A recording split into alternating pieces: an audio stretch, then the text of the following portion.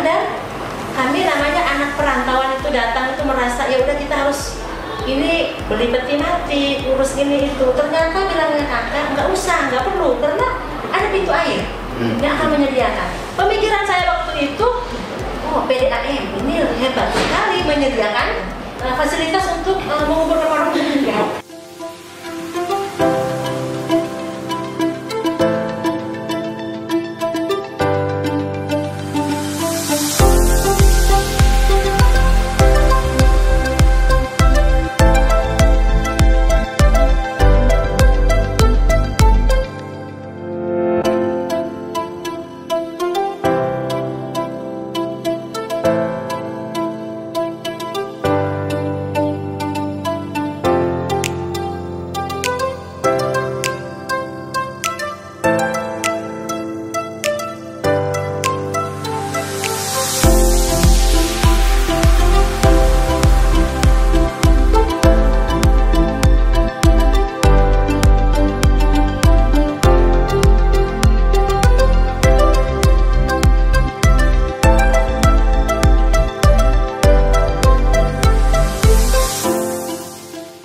Sahabat terkasih, hari ini tanggal 28 Mei 2024 kami tim UKM Aufi dari Jakarta ketemu dua aktivis wanita. Ada ibu-ibu, satu dari Bere, Kalimantan Timur, satunya di Flores. Jadi kami ketemu di Flores, di Momere tepatnya. Ibu Liska, manggilnya Ibu Liska biar nyaman gitu. Ibu ke Momere itu ada kegiatan apa? Silakan Ibu Liska. Ya, baik. Kebetulan saya bertempat tinggal di Kabupaten Berau, sebuah kabupaten paling ujung daripada Kalimantan Timur, sebelah ujungnya IKN ya, sebelah timur IKN. Saya di sini karena mendapat undangan khusus, diundang oleh tuan rumah, jadi saya datang ke sini karena kebetulan ini juga menjadi kali pertama kali saya untuk bertemu langsung dengan orang-orang yang bekerja di pintu air. Selama ini kami hanya berhubungan lewat telepon saja. Saya bergabung di sini memang dari tahun 2021 dan mungkin terjawabnya di tahun ini saya bisa bertemu dengan ibu-ibu yang dan bapak-bapak yang kebetulan bertugas di cabang Momere. Iya. Itu karena dapat undangan khusus. Bagaimana Ibu bisa mendapatkan undangan kehormatan itu? Pekerjaan Ibu sebenarnya apa sih di Kalimantan Timur sana? Ngapain gitu loh? Hebat banget gitu dapat undangan khusus ke Momere gitu. Silakan. Karena memang di sana itu wilayah baru Pak ya, wilayah baru, jadi sekaligus sebagai promosi wilayah. Karena kebetulan Kabupaten Berau itu tidak pernah tahu apa sih itu pintu air. Oke, itu gara-gara pintu air ya. Untuk ditarik-tarik ke arah sana. Iya. Jadi maksudnya itu pengembangan wilayah nanti kalau bisa kami mengharapkan itu di sana juga punya cabang sendiri. Karena memang kerinduan besar kami di masyarakat Kabupaten Berau di sana itu untuk dapat memiliki atau mempunyai suatu lembaga operasi simpan pinjam pintu air yang di Momere ini bisa ada juga di sana. Saya kebetulan sudah di Berau itu sudah 33 tahun. Dari kecil, dari kelas 3 SD saya sudah ikut orang tua, ikut transmigrasi.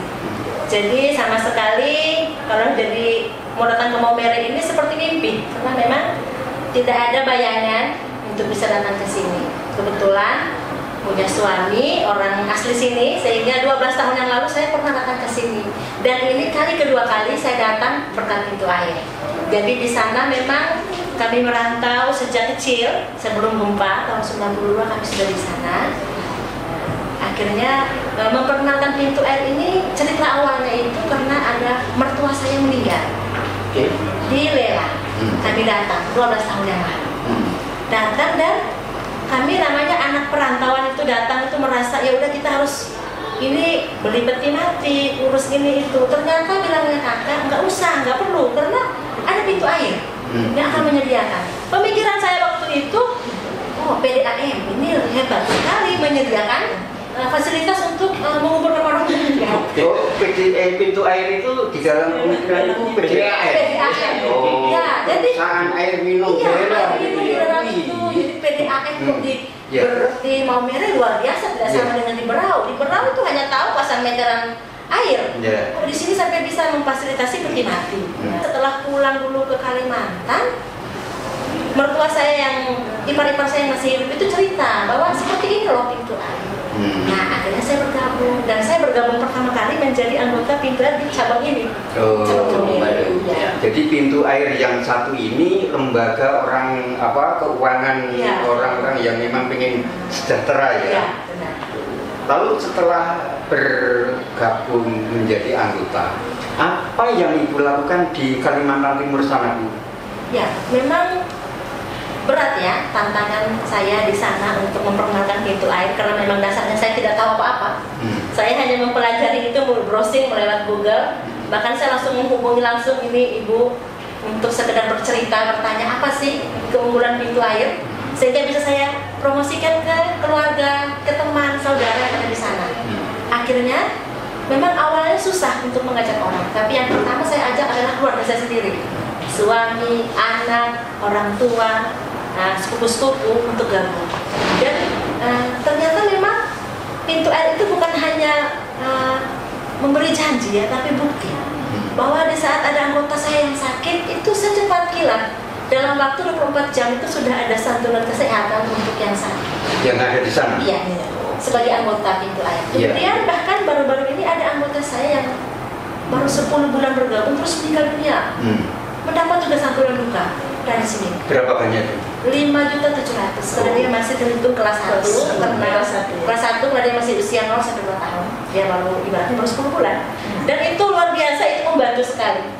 Dan walaupun itu berita duka menjadi berita promosi. Ya, ada senyum, bisa ada air mata, tapi ada senyum.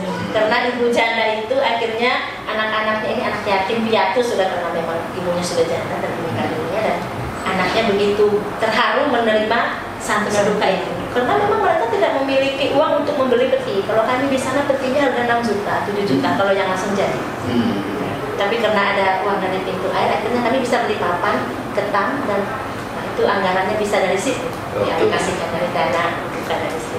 Itu cerita awal ketika Ibu mengenal bukan PDAM. Ya, benar sekali itu. Iya, jadi pintu air bukan PDAM. Terus Ibu kesini ngapain ceritanya? Untuk Ibu Liska, kenapa dia bergabung dengan cabang Maumere yang sudah diceritakan tadi, dari pribadinya akhirnya menyebar ke keluarga dan tetangga dan sepupu. Kemudian dalam tenggang waktu dari 2021 saya juga mutasi ke sini tahun 2020. Kemudian waktu itu kenal Ibu Liska, itu selalu via telepon. Jadi kenapa dia hadir di Maumere saat telat? Karena dia dari prestasinya. Karena kelompoknya sudah kalau untuk di sini sudah 106 anggota. Kemudian simpenannya aktif, pinjaman anggotanya juga aktif. Sehingga diberi penghargaan dari pimpinan pusat, diundang langsung ke sini untuk dia menyaksikan langsung, sehingga bisa dibawa ke sana, sehingga mungkin dalam ke depan mungkin bisa cabang. Karena Ibu Liska ini kan saya profesional karena orangnya guru, tapi dia meluangkan waktunya untuk pintu air. Itu yang kami jempol. Dan kemudian tiap bulan saya bisa buatkan mereka punya keaktifan ya, simpanan, pinjaman. Untuk yang berapa kelompok kami di sini 11 kelompok, termasuk ibu ini orang yang prestasi. Dari 11 kelompok itu. Iya. Ibu Vincent sendiri di cabang ini, di kantor cabang ini, posisi jabatannya sebagai apa, Ibu? Dari tahun 2020 saya dipindahkan ke sini sebagai pertama SPI, kemudian berjalan berapa bulan diangkat menjadi ketua. Kemudian ketua komite, kemudian bulan kemarin baru ganti posisinya saya sebagai SPI, Pak ini yang sebagai ketua. Jadi dilihat ini bukan dilihat dari apa, tapi karena kita melihat lembaga ini lembaga besar. Kemudian cabang ini juga cabangnya besar. Jadi saya bilangnya untuk pas untuk seorang bapak yang harus mungkin beliau cabang Maumere, karena kita tahu cabang Maumere ini cabangnya cabang besar. Kemudian yang kemarin kita sudah ketahui bersama simpanan, non sahamnya. Nah, jadi kita seorang ibu memang mungkin bisa, tapi mungkin ada apa ya, aktivitasnya terbatas. Ya. Mungkin bukan ke Bapak, saya akui itu untuk Bapak. Ya, senang sekali mendapat kunjungan khusus dengan kedatangan yang khusus pula dari Ibu Liska. Ibu Liska adalah seorang yang luar biasa, profesional sekali lagi, kerja cepat, kerja gesit, dan kerja tuntas, sehingga dari prestasi yang didapatkan dalam pelayanan selama ini, Ibu Liska akhirnya datang untuk memenuhi undangan untuk mengikuti RAT seperti yang sudah diceritakan. Dan kiprah cabang Maumere ke depan bagi sebuah kelompok yang ada di kejauhan di Berau, Kalimantan Timur, ini kami di cabang Maumere juga selalu mempunyai rasa antusiasme yang tinggi dan menanggapi bahwa betapa animo masyarakat perantau di Kalimantan dan juga masyarakat setempat, orang-orang suku Dayak juga akan terpanggil dengan keberadaan orang-orang kita, suku kita dari Sika yang berada di sana untuk bekerja sama di sana. Saya yakin untuk mengajak orang-orang penduduk asli di sana, sehingga kiprah kita ke depan bahwa dengan kerja kerasnya Ibu Liska di sana bersama para anggota pemilik lembaga ini yang ada di sana, sekitar sudah 106 orang, mereka akan bersama-sama pula mengajak lebih banyak orang untuk masuk, sehingga ke depan itu memang bukan hanya sekarang ini sebagai titik kumpul atau sebagai kelompok saja, atau nanti kemudian berkembang sebagai sebuah unit, tetapi ke depan itu kami sudah bisa membayangkan betapa nanti ada sebuah kantor cabang pembantu. Itu memang tingkatannya kita mulai dari titik kumpul, kelompok, kemudian unit, kemudian sampai kepada sebuah KCP. Itu berpeluang besar sekali, sehingga dengan semangat tinggi dari seorang muda, ibu muda yang walaupun pekerjaan pokoknya ada, tetapi waktu yang sangat besar diluangkan untuk ke pintu air, sehingga sebuah kesenangan dan kebahagiaan khusus bagi kami yang menamakan diri sebagai hamba dan pelayan di pintu air ini. Bukan hanya kami pengelola di cabang saja, tetapi pengelola juga termasuk ketua-ketua yang kemarin setelah RAT, Ibu Liska bervisi kepada saya, Bapak Ketua, kalau boleh saya akan berkunjung ke cabang Maumere dan saya ingin membuktikan kepada anggota-anggota saya di Berau dengan buku. Buku keanggotaannya. Jadi nanti pulangnya bawa buku. 106 buku anggota, dan juga ada anggota yang kebetulan mempunyai sibuhar, nanti diberikan buku sibuharnya. Kemudian ada juga sisuka, itu simpanan sukarela berjangka, itu bentuknya deposito, itu juga ada sertifikatnya. Nah, itu juga nanti dibawa supaya ditunjuk, karena selama ini kita prosesnya dari jauh, hanya dengan foto kirim by transfer. Dan transfer.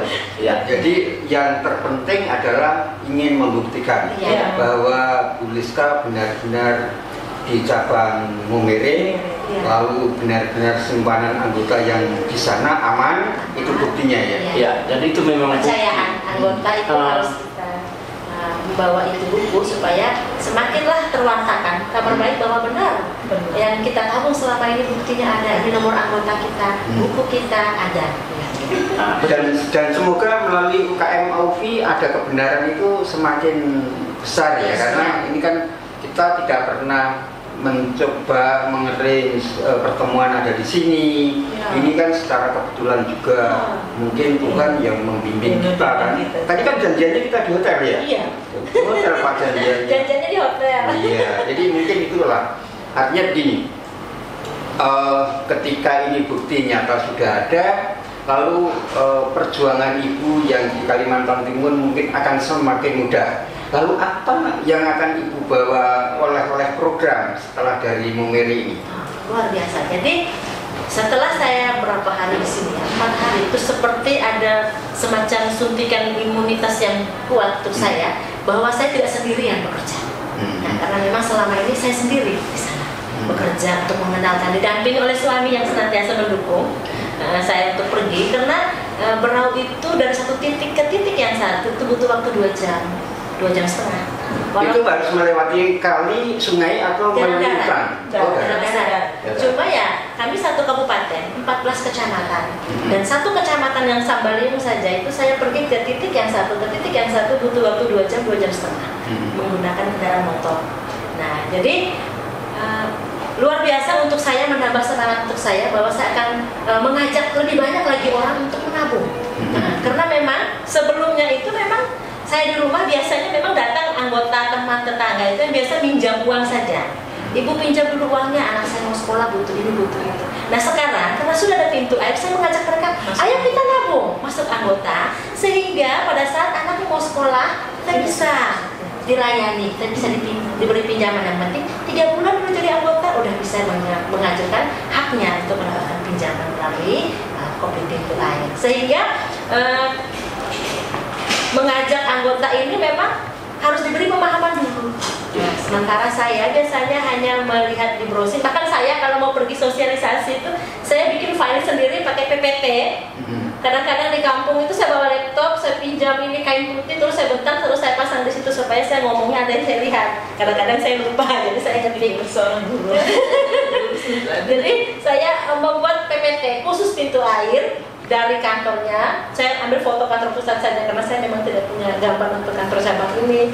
Nah, sehingga pimpinan-pimpinannya saya gambarkan di situ, orangnya ini, nomor HP-nya ini. Kalau memang tidak percaya, saya menghubungi, silahkan hubungi bapak ini dengan nomor HP ini. Itu kreativitas dan solusi ya. Saya kreativitas saya seperti itu. Mungkin saya membuat itu untuk membantu saya menjelaskan apa sih yang diunggulkan oleh pintu air, walaupun itu simpanan saham maupun non sahamnya, si buharnya, si sukanya itu saya gambarkan sendiri, saya catat, terus saya bikinkan dalam PPT sehingga saya sharekan ke kampung-kampung. Nah, kalau melihat potensi dari 11 kecamatan ya, 14 kecamatan, potensinya ke depan seperti apa itu? Potensi itu tentu dilihat dari jumlah penduduknya, ya itu akan seperti apa potensinya? Peluangnya ke depan ini saya rasa bagus sekali, karena ini wilayah baru dan promosinya ke depan untuk ke depannya saya bisa merambah ke Kalimantan Utara. Karena Kalimantan Utara itu saya sudah ada hubungan baik dengan Bapak Uskup dan Pastor Agus. Kebetulan mereka berdua sudah, Pastor Agus Maming sudah masuk jadi anggota pintu air. Nah, dan itu peluangnya besar sekali karena melalui pihak gereja. Saya sudah ngomong sama Pastor Agus sebagai Vikjen Keuskupan Tanjung Selor. Kapan ada waktu nanti pada saat pleno kami bisa nyisip di situ 1 jam untuk memperkenalkan pintu air di semua ketua-ketua dewan stasi satu paroki satu uskup. Bahkan di sana pastornya langsung yang sudah tanam kaki. Itu yang pertama. Terus yang kedua dalam waktu dekat di bulan Juli ini saya ada pertemuan dengan sebuah desa. Desa itu ada memiliki 6 RT. Kebetulan Bapak Kepala Desa sudah membuka pintu, memberikan saya peluang untuk mengadakan pertemuan dengan ke-4 RT itu dengan warganya satu desa itu di hari Sabtu ketiga bulan Juli di Kampung Sukan. Kembali ke potensi dari 14 kecamatan, sekarang yang Ibu sudah rambah berapa kecamatan? Baru 2. Jadi masih ada 12 ya. Kalau itu nanti bisa merambah ke kanan kiri, yang terbesar di kecamatan apa? Sambaliung. Ya, Sambaliung itu ada 3 desa yang sudah saya datang. Oh iya. Desa Sambaliung sendiri, desa ini Transmigrasi Sambaliung, kemudian Transmigrasi Sukan, Desa Meripit.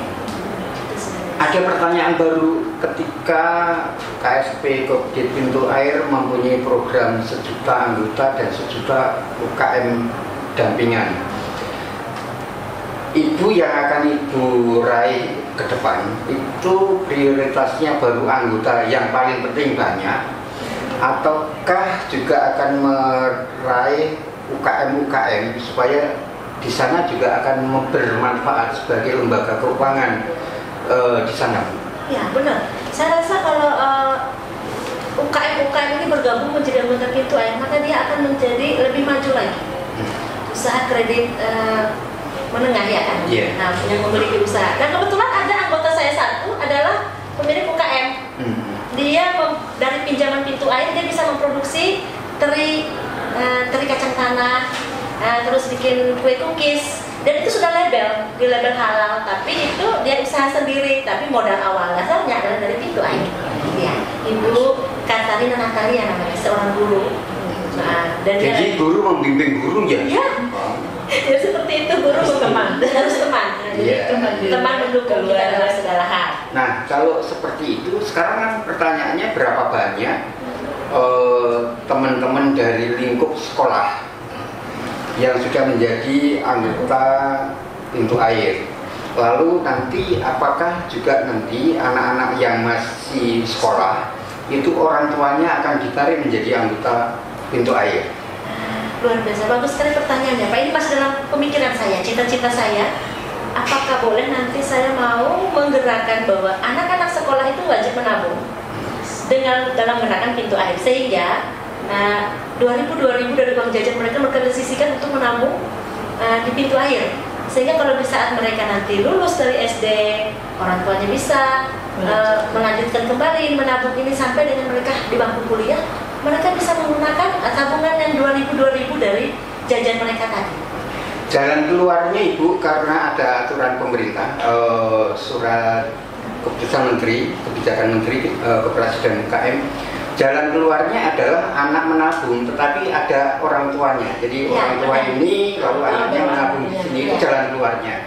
Sehingga nanti ketika anak itu sudah keluar, apakah masih akan menabung di situ? Setidaknya kalau kita tanya untuk biaya kuliah, ketika sudah menjadi mahasiswa boleh menjadi ganti nama, bukan ganti nama ya, balik nama. Kalau di sana Pak, saya kebetulan orang tuanya juga ikut nabung, anaknya mau ikut nabung. Oh, iya. Bukan, maksudnya begini. Kalau nanti anak di bawah usia 17 tahun kan belum boleh menabung anggota di KSP. Bukan begitu Pak. Kita di Pintu Air itu menjadi anggota itu mulai dari nol tahun, artinya baru lahir. Ini yang melanggar kebijakan pemerintah, yang nomor 8 itu. Jadi harus menghindari itu. Kan kemarin sudah dijelaskan Pak Deputi. Jadi harus menghindari itu. Jadi anaknya menabung, tetapi di sini ada orang tuanya. Itu yang namanya open loop dan close loop gitu. Itu kaitannya dengan kebijakan OJK nanti. Jadi jalan keluarnya adalah seperti itu. Jadi ibunya atau orang tuanya menjadi anggota, anaknya menabung yang ada nama anak orang tua, itu jalan keluarnya. Nanti kalau enggak, seperti kemarin kan dijelaskan Pak Deputi, kalau enggak nanti kena OJK, itu menjadi open loop gitu. Itu persoalannya. Itu.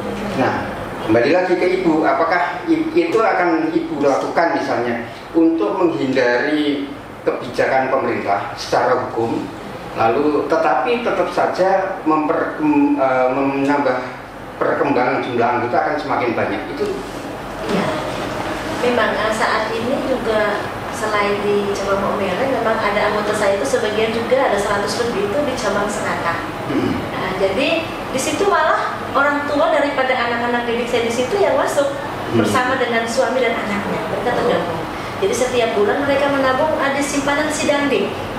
Jadi mereka memiliki kewajiban membayar, menabung, dan juga mereka menyimpan di Sidandi untuk anak simpanan anak didik. Itu berlakunya kebijakan itu nanti efektifnya yang dari OJK itu Januari loh. Jadi kita harus hati-hati, harus hati-hati. Mulai sekarang harus dicarikan jalan keluar. Kan close loop open loop itu akan segera berlaku. Itu cara jalan keluarnya. Antisipasinya dari sekarang. Iya, antisipasinya dari sekarang. Kalau enggak repot nanti. Nah, kembali lagi, apa yang Ibu harapkan dari KSP di Pintu Air, dari kantor pusat ini untuk dibawa ke Kalimantan Timur? Harapan saya ya pintu air semakin dikenal sama masyarakat yang ada di Borneo, khususnya di Kalimantan Timur, Kabupaten Berau, bahwa pintu air pun hadir untuk bersama-sama membantu masyarakat di sana dalam menata kembali kehidupan kita menjadi lebih sejahtera dengan cara kami. Silakan Pak Ati menjawab harapan Ibu Rizka, karena itu kan Bapak di kantor pusat di cabang pusat, juga di kantor pusatnya ada kantornya nggak jauh dari sini. Silakan Pak Ati. Ya, harapan dan cara kita mendukung supaya perkembangan dan pertumbuhan keanggotaan di sana semakin lebih banyak, dan juga kita punya prinsip di sini adalah rajin simpan, rajin pinjam, dan rajin angsur. Itu akan kita gapai ke depannya sesuai dengan cita-cita. Maka kita juga ke depan ini sebenarnya juga merencanakan supaya pendampingan untuk sosialisasi itu lebih luas dan juga keseringan untuk ke sosialisasi. Jadi kita tidak mau supaya Ibu Rizka berjalan sendirian di sana, tetapi juga harus ada pendampingan, setidaknya bukan kami dari cabang saja, tetapi juga dari kantor pusat, karena ada tim-tim kantor pusat yang juga akan merencanakan keseringan untuk memberikan sosialisasi dan kunjungan ke Berau, Kalimantan Timur itu. Sebentar ini belum pernah ya Pak? Dari kantor pusat belum ada yang ke sana ya? Belum. Nah, kalau begitu Ibu akan menagih teman-teman di kantor pusat. Kapan sampai ke Kalimantan Timur? Kan tadi pagi pun sudah ditelepon. Ibu, tolong difoto dan video ya kantor cabang kami. Saya bilang video kantornya atau orangnya. Ya, kalau bisa kantornya dulu dengan orang-orangnya. Tadi pas pintu masuk, tadi saya sudah sampai ke belakang. Ternyata kantornya di sini lantai 2 daripada lantai 3. Iya, bagus. Jadi saya bilang luar biasa ya. Saya injakan kaki pertama, saya terharu sekali karena akhirnya saya bisa datang ke kantor ini yang selama ini selalu kerjasamanya baik, tapi nggak pernah tahu gedungnya seperti apa. Hanya bertemu dengan orang-orang yang luar biasa yang membantu saya. Suara saja. Kalau sedikit penasaran, saya video call biar saya tahu orangnya. Terus Ibu sebenarnya pendidik di sekolah apa? Lalu kecuali tadi diilhamin oleh santunan kan? Yang memotivasi lain apa sih sebenarnya? Ya itu sebenarnya kalau Ibu saya, dari sekolah dulu. Ya, saya pendidikan saya saat ini S1 ilmu perpustakaan.